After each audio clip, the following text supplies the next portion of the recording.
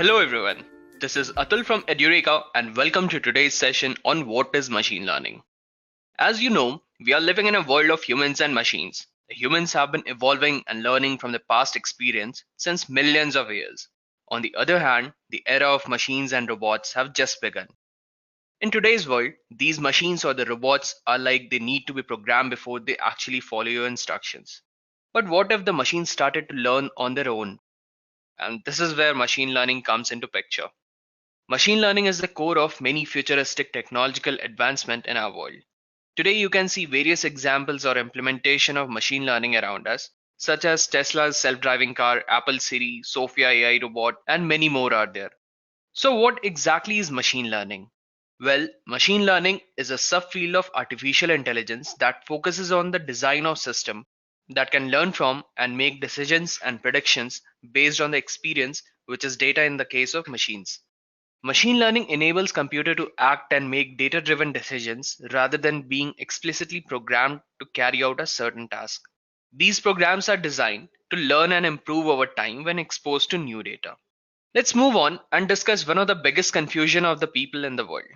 They think that all the three of them, the AI, the machine learning, and the deep learning, all are same. You know what? They are wrong. Let me clarify things for you. Artificial intelligence is a broader concept of machines being able to carry out tasks in a smarter way. It covers anything which enables the computer to behave like humans. Think of a famous Turing test to determine whether a computer is capable of thinking like a human being or not. If you're talking to Siri on your phone and you get an answer, you're already very close to it. So this was about the artificial intelligence. Now coming to the machine learning part. So as I already said, machine learning is a subset or a current application of AI. It is based on the idea that we should be able to give machine the access to data and let them learn from themselves. It's a subset of artificial intelligence that deals with the extraction of pattern from dataset. This means that the machine can not only find the rules for optimal behavior, but also can adapt to the changes in the world. Many of the algorithms involved have been known for decades, centuries even. Thanks to the advances in the computer science and parallel computing, they can now scale up to massive data volumes. So this was about the machine learning part. Now coming over to deep learning. Deep learning is a subset of machine learning where similar machine learning algorithms are used to train deep neural networks so as to achieve better accuracy in those cases where former was not performing up to the mark. Right. I hope now you understood that machine learning, AI, and deep learning, all three are different. Okay, moving on ahead. Let's see, in general, how a machine learning works. One of the approaches is where the machine learning algorithm is trained using a labeled or unlabeled training dataset to produce a model. New input data is introduced to the machine learning algorithm and it makes prediction based on the model. The prediction is evaluated for accuracy, and if the accuracy is acceptable, the machine learning algorithm is deployed. Now, if the accuracy is not acceptable, the machine learning algorithm is trained again and again with an augmented training dataset. This was just a high level example, as there are many more factors and other steps involved in it. Now let's move on and subcategorize the machine learning into three different types: the supervised learning, unsupervised learning, and reinforcement learning. And let's see what each of them are, how they work, and how each of them is used in the field of banking, healthcare, retail, and other domains. Don't worry, I'll make sure that I use enough examples and implementation of all three of them to give you a proper understanding of it. So starting with supervised learning. What is it? So let's see a mathematical definition of supervised learning. Supervised learning is where you have input variables x and an output variable y, and you use an algorithm to learn the mapping function from the input to the output, that is y equal fx. The goal is to approximate the mapping function so well that whenever you have a new input data x, you could predict the output variable, that is y, for that data. Right. I think this was confusing for you. Let me simplify the definition of supervised learning. So we can rephrase the understanding of the mathematical definition as a machine learning method where each instances of a training dataset is composed of different input attribute and an expected output. The input attributes of a training dataset can be of any kind of data. It can be a pixel of image, it can be a value of a database row, or it can even be an audio frequency histogram, right? For each input instance, an expected output value is associated. The value can be discrete, representing a category, or can be a real or continuous value. In either case, the algorithm learns the input pattern that generate the expected output. Now, once the algorithm is trained, it can be used to predict the correct output of a never seen input. You can see an image on your screen, right? In this image, you can see that we are feeding raw inputs as image of apple to the algorithm. As a part of the algorithm, we have a supervisor who keeps on correcting the machine or who keeps on training the machine. It keeps on telling him that yes, it is an apple and no, it is not an apple. Things like that. So this process keeps on repeating until we get a final trained model. Once the model is ready, it can easily predict the correct output of a never seen input. In this slide, you can see that we are giving an image of a green apple to the machine, and the machine can easily identify it as yes, it is an apple and it is giving the correct result. Right. Let me make things more clearer to you. Let's discuss another example of it. So in this slide, the image shows an example of a supervised learning process used to produce a model which is capable of recognizing the ducks in the image. The training dataset is composed of labeled picture of ducks and non-ducks. The result of supervised learning process is a predictive model which is capable of associating a label duck or not duck to the new image presented to the model. Now once trained, the resulting predictive model can be deployed to the production environment. You can say a mobile app for example. Once deployed, it is ready to recognize the new pictures. Right. Now you might be wondering why this category of machine learning is named as supervised learning. Well, it is called as supervised learning because the process of an algorithm learning from the training dataset can be thought of as a teacher supervising the learning process. We know the correct answers. The algorithm iteratively makes while predicting on the training data and is corrected by the teacher. The learning stops when the algorithm achieves an acceptable level of performance. Now let's move on and see some of the popular supervised learning algorithms. So we have linear regression, random forest, and support vector machines. These are just for your information. We'll discuss about these algorithms in our next video. Now let's see some of the popular use cases of supervised learning. So we have Cortana. Cortana or any other speech automation in your mobile phone trains using your voice. And once trained, it starts working based on that training. This is an application of supervised learning. Suppose you are telling, okay, Google, call Sam, or you say, hey Siri, call Sam. You get an answer to it, and the action is performed, and automatically a call goes to Sam. So these are just an example of supervised learning. Next comes the weather app. Based on some of the prior knowledge, like when it is sunny, the temperature is higher. When it is cloudy, humidity is higher. Any kind of that, they predict the parameters for a given time. So this is also an example of supervised learning, as we are feeding the data to the machine and telling that whenever it is sunny, the temperature should be higher. Whenever it is cloudy, the humidity should be higher. So it's an example of supervised learning.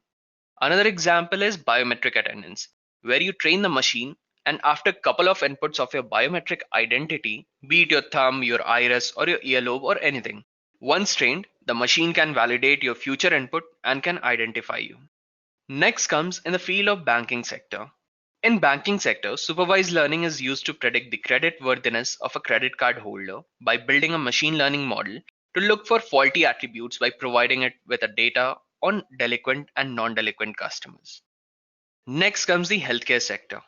In the healthcare sector, it is used to predict the patient's readmission rates by building a regression model by providing data on the patient's treatment administration and readmissions to show variables that best correlate with readmission. Next comes the retail sector. In retail sector, it is used to analyze the product that a customer buy together. It does this by building a supervised model to identify frequent item sets and association rule from the transactional data.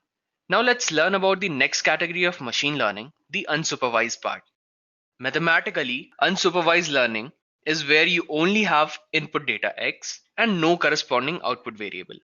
The goal for unsupervised learning is to model the underlying structure or distribution in the data in order to learn more about the data. So let me rephrase you this in simple terms. In unsupervised learning approach, the data instances of a training dataset do not have an expected output associated to them. Instead, unsupervised learning algorithm detects pattern based on innate characteristics of the input data. An example of machine learning task that applies unsupervised learning is clustering. In this task, similar data instances are grouped together in order to identify clusters of data. In this slide, you can see that initially we have different varieties of fruits as input. Now these set of fruits as input X are given to the model. Now, once the model is trained using unsupervised learning algorithm, the model will create clusters on the basis of its training. It will group the similar fruits and make their cluster. Let me make things more clearer to you. Let's take another example of it. So in this slide, the image below shows an example of unsupervised learning process. This algorithm processes an unlabeled training dataset, and based on the characteristics, it groups the picture into three different clusters of data. Despite the ability of grouping similar data into clusters, the algorithm is not capable to add labels to the group. The algorithm only knows which data instances are similar, but it cannot identify the meaning of this group. So now you might be wondering why this category of machine learning is named as unsupervised learning. So these are called as unsupervised learning because unlike supervised learning, above there are no correct answers and there is no teacher. Algorithms are left on their own to discover and present the interesting structure in the data. Let's move on and see some of the popular unsupervised learning algorithm. So we have here k-means, a priori algorithm, and hierarchical clustering. Again, these are just for your information's sake. We'll discuss about these algorithms in our next video. Now let's move on and see some of the examples of unsupervised learning. Suppose a friend invites you to his party and where you meet totally strangers. Now you'll classify them using unsupervised learning as you don't have any prior knowledge about them. And this classification can be done on the basis of gender, age group, dressing, educational qualification, or whatever way you might like. Now, why this learning is different from supervised learning? Since you didn't use any past or prior knowledge about the people, you kept on classifying them on the go. As they kept on coming, you kept on classifying them. Yeah, this category of people belong to this group, this category of people belong to that group, and so on. Okay, let's see one more example. Let's suppose you have never seen a football match before, and by chance you watch a video on the internet. Now you can easily classify the players on the basis of different criterion. Like player wearing the same kind of jersey are in one class, player wearing a different kind of jersey are in different class. Or you can classify them on the basis of their playing style, like the guy is an attacker, so he's in one class. He's a defender, he's in another class. Or you can classify them whatever way you observe the things. So this was also an example of unsupervised learning. Let's move on and see how unsupervised learning is used in the sectors of banking, healthcare, and retail. So starting with banking sector. So in banking sector, it is used to segment customers by behavioral characteristic by surveying prospects and customers to develop multiple segments using clustering. In healthcare sector, it is used to categorize the MRI data by normal or abnormal images. It uses deep learning techniques to build a model that learns from different features of images to recognize a different pattern. Next is the retail sector. In retail sector, it is used to recommend the products to customer based on their past purchases. It does this by building a collaborative filtering model based on the past purchases by them. I assume you guys now have a proper idea of what unsupervised learning means. If you have any slightest doubt, don't hesitate and add your doubt to the comment section. So let's discuss the third and the last type of machine learning, that is reinforcement learning.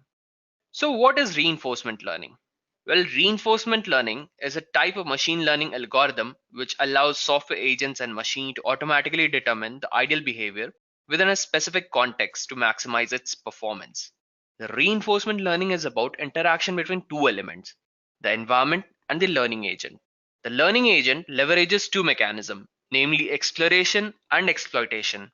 When learning agent acts on trial and error basis, it is termed as exploration. And when it acts based on the knowledge gained from the environment, it is referred to as exploitation. Now, this environment rewards the agent for correct actions, which is reinforcement signal. Leveraging the rewards obtained, the agent improves its environment knowledge to select the next action.